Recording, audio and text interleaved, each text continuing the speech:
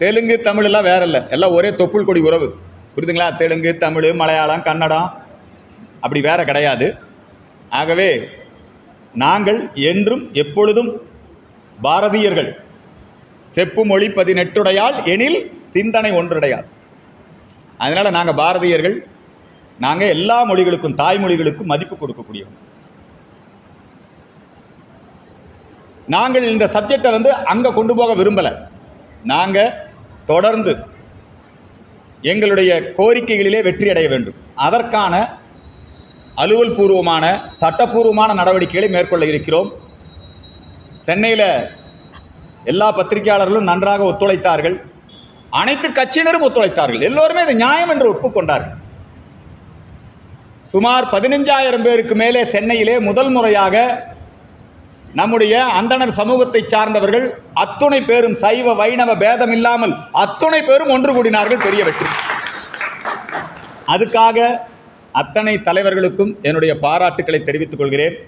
அப்படி நடந்து கொண்டிருக்கின்ற ஒரு பாராட்டு கூட்டம் தான் இது. இந்த கூட்டத்திலே செய்தியாளர்களுக்கு நான் சொல்ல வேண்டிய மிக முக்கியமான செய்தி, அமரன் திரைப்படம் ஒரு மிகப்பெரிய தேசபக்தியை, விழிப்புணர்வை, இராணுவத்தின் மீது மரியாதையை ஏற்படுத்தி இருக்கிறது. இந்த அமரன் திரைப்படத்தை தயாரித்தவர் ராஜ்கமல் புரொடக்ஷன்ஸ் இல்லைங்களா? கமலஹாசன், மக்கள் நீதி மைய தலைவர். அவர் இண்டி கூட்டணியில் இருக்கிறாரு, திமுக கூட்டணியில் இருக்கிறார். சரிதானா? இந்த படத்தை வெளியிட்டவங்க யாரு? Red giant. இந்த படத்தை பார்த்து, ரெட் ஜெயண்ட்ங்கிறது யாருது? மாண்புமிகு துணை முதலமைச்சர் உதயநிதி அவர்களுடைய கம்பெனி. அவங்க இந்த படத்தை வெளியிட்டிருக்காங்க. இந்த படம் 3 நாள் 4 நாள்லேயே 300 கோடி 400 கோடி வந்துருச்சுங்கிறாங்க. இந்த 300 கோடி 400 கோடி வருமானம் யாருக்கு போகுது? கமலஹாசனுக்கு போகுது. ஐயா உதயநிதி கம்பெனி ரெட் ஜெயண்ட் மூவிஸுக்கு போகுது. அவங்ககிட்ட என்னுடைய வேண்டுகோள் என்னன்னா, தயவு செஞ்சு இதில் நீங்கள் லாபம் பார்க்காதீங்க. இதில் கிடைக்கக்கூடிய உங்கள் அத்துணை லாபத்தையும் இந்திய இராணுவத்திற்கு நீங்கள் ஒப்படைக்க வேண்டும் என்கிற கோரிக்கையை முன்வைக்கின்றேன். அது மட்டுமல்ல, இந்த எஸ்டிபிஐங்கிற அமைப்பு, பாப்புலர் ஃப்ரண்ட் ஆஃப் இந்தியா என்பது தடை செய்யப்பட்ட அமைப்பு. அதனுடைய அரசியல் அமைப்பு தான் எஸ்டிபிஐ. அவங்க அதிமுக கூட்டணியில் இருக்கிறாங்க. ஒரு வாரம் சும்மா இருந்துட்டு எல்லா இடத்துலையும் இப்போ தியேட்டர்கள் முன்னாடி மிகப்பெரிய கலாட்டாக்களை செய்து கொண்டு இருக்கிறார்கள். மே 17 என்கிற ஒரு அமைப்பு, அர்பன் நக்சல் அமைப்பு, அவர்கள் முகுந்த் வரதராஜனை அவமதிக்கிறார்கள். மேஜர் முகுந்த் வரதராஜனை, அவருடைய தியாகத்தை, வீரத்தை, தீரத்தை, அவர் ஒரு போர்க்குற்றவாளி என்று அவர்கள் பேசுகிறார்கள். முகுந்த் வரதராஜனை அவமதிப்பதை மானமுள்ள, சூடு சொரணை உள்ள எந்த இந்தியனும், எந்த தமிழனும் இதை அனுமதிக்க மாட்டோம் என்பதை தெரிவித்துக் கொள்கிறேன். அரசாங்கம் மே 17 இயக்கத்தை, எஸ்டிபிஐ இயக்கத்தை தடை செய்ய வேண்டும். இந்த படத்திற்கு வரி விலக்கு கொடுக்க வேண்டும். பள்ளி மாணவர்கள், அரசு ஊழியர்கள், காவல்துறையினர், இராணுவத்தினுடைய குடும்பத்தாருக்கு இந்த படத்தை இலவசமாக திரையிட்டு காட்ட வேண்டும். அதற்குரிய நடவடிக்கைகளை மத்திய மாநில அரசு மேற்கொள்ள வேண்டும். இது முதல் சப்ஜெக்ட். அடுத்த சப்ஜெக்ட், நம்முடைய பள்ளிக்கல்வித்துறை இன்னைக்கு மிக மோசமான நிலைமையிலே இருக்கிறது. பள்ளிக்கல்வித்துறை குறித்து தினசரி செய்திகள் வருகிறது. பள்ளியிலே சாதி ரீதியாக மாணவர்கள் பிரிந்து ஒருவருக்கொருவர் அடித்துக் கொள்கிறார்கள். ஆசிரியர்கள் மீது மாணவர் தாக்குதல், பாலியல் தொல்லை. நேற்று உடன்குடியில் மிக மோசமான ஒரு சம்பவம். அதுக்கு முந்தைய நாள் சென்னையில் பள்ளிக்கூடத்தில் மோசமான சம்பவம். அரசு பள்ளிகளில் போதைப்பொருள். கோவையில் குறிச்சி சுந்தராபுரம் அந்த பகுதியில் பள்ளிக்கூடத்தில் உள்ளுக்குள்ளேயே தொழுகை நடத்தினான். இன்னும் சில பள்ளிக்கூடங்களில் போதைப்பொருள் ரொம்ப தாராளமாக புழங்குது. மாணவிகள், டீச்சர் இவங்கெல்லாம் நடனமாடி, நடனம்னா குத்தாட்டம் போட்டு யூனிஃபார்ம்லேயே.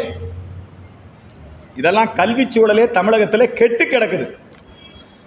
பள்ளிக்கல்வித்துறை அமைச்சரை பேசாமல் மாண்புமிகு ஐயா உதயநிதி ஸ்டாலின் அவர்கள் அவரை அந்த பதவியிலிருந்து அவரை எடுத்துட்டு பள்ளிக்கல்வித்துறையை வேறு யாராவது ஒரு சீனியர் மினிஸ்டர் கொடுத்துட்டு இவரை கூப்பிட்டு உதயநிதி அவர்களுக்கு அவர் உதவியாளராக வச்சுக்கலாம், இல்லைன்னா உதயநிதி ரசிகர் மன்ற தலைவராக வச்சுக்கலாம். பள்ளிக்கல்வித்துறை சீரழிந்து வருகிறது. இதை சரிப்படுத்த வேண்டும். இது ஃபர்ஸ்ட். அடுத்ததாக தமிழகத்திலே போக்குவரத்து துறை, மின் வாரியம் ரெண்டுமே மிகப்பெரிய நஷ்டத்தில் இருக்கு. பஸ்ஸுகள்லாம் பேருந்தெல்லாம் ரொம்ப மோசமான கண்டிஷன். போக்குவரத்து துறை அந்த லேண்ட் வேல்யூ, பஸ்ஸுகளை ஏலம் விட்டு சம்பளம் கொடுக்க முடியாத அந்த சூழல், நெருக்கடி, கடனை வாங்கி இப்போ கொடுத்துட்டு இருக்காங்க. இந்த மின்சாரத்துறை, போக்குவரத்து துறை இந்த இரண்டுமே திவாலாகக்கூடிய சூழல் ஏற்பட்டிருக்கிறது. தமிழகத்திலே கடன் சுமை அதிகரித்துக் கொண்டே இருக்கிறது. 160 கோடி ரூபாய், 160 மடங்கு தமிழகத்தினுடைய கடன் சுமை இந்த 4 ஆண்டுகளிலே அதிகரித்திருக்கிறது. எந்த மக்கள் நலத்திட்டங்களும் செயல்படுத்தப்படுவதில்லை. சும்மா கவர்ச்சி திட்டங்கள் தான். மாணவர்களுக்கு 1000 ரூபாய், மகளிருக்கு 1000 ரூபாய், எங்க பார்த்தாலும் கருணாநிதி அவர்களுக்கு சிலை வைப்பது, இந்த மாதிரி கருணாநிதியுடைய பெயரை வைப்பது, ஆடம்பரம், மக்கள் பணத்தை எடுத்து ஊதாரி செலவுகள் செய்வது, போட்டோ ஷூட் தான் நடத்துறாங்க. பட்டாசு அந்த தொழிற்சாலையை போய் பார்க்குறாங்க. நீங்கள் உண்மையிலேயே சொல்லுங்க, அவங்க போய் ஒரு பட்டாசு தொழிலாளிகிட்ட நின்று பேசுகிறாங்க. உண்மையிலேயே பட்டாசு தயாரிக்கிற இடமா அது? நீங்களே சொல்லுங்க. அது ஒரு ஷெட் மாதிரி போட்டு பண்ணியிருக்கிறாங்க. இது ஒரு போட்டோ ஷூட்டிங் அரசாங்கமாக இருக்கிறது. தமிழகம் திவாலாகக்கூடிய சூழ்நிலை ஏற்பட்டிருக்கிறது. கேட்டால் மத்திய அரசாங்கத்து மேலே அவங்க எங்களுக்கு நிதி கொடுக்கலன்னு பழியை போட்டுக்கிட்டு மக்கள் பணத்தை விரயமாக்கி கொண்டிருக்கிறார்கள். ஆகவே வரக்கூடிய தேர்தலில் மக்கள் இந்த அரசாங்கத்திற்கு பாடம் புகட்ட தயாராகிவிட்டார்கள். இந்த அமைச்சர்கள் எல்லாமே லஞ்சம், ஊழல். இப்போ ஜோசப் விஜய் அறிவிச்சிருக்கிறாரு, அவங்க கட்சி தமிழக வெற்றி கழகம் அவங்க அறிவிச்சிருக்கிறாங்க. என்னன்னு, நம்முடைய அண்ணாமலை அவர்கள் எப்படி திராவிட முன்னேற்ற கழகத்தினுடைய ஊழலை அம்பலப்படுத்தினாரோ இல்லையா, டிஎம்கே ஃபைல்ஸ் 1, 2, 3, அது மாதிரி அவங்களும் திமுகவுடைய ஊழலை அம்பலப்படுத்துறதா சொல்லியிருக்காங்க. அதை நான் வரவேற்கிறேன். ஊழலை அம்பலப்படுத்தினா மட்டும் பத்தாது, நடவடிக்கை எடுக்கணும் ஊழலுக்கு எதிராக.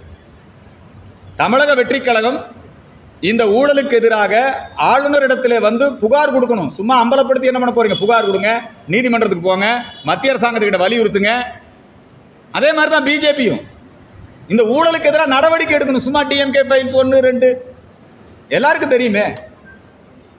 திமுக அரசு ஊழல் அரசு, எல்லாருக்கும் தெரியும்.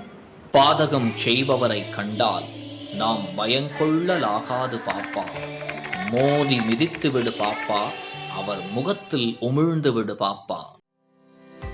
அண்மை செய்திகளை உடனுக்குடன் தெரிந்து கொள்ள இணைந்திருங்கள் இயம்நாடு தொலைக்காட்சியுடன்.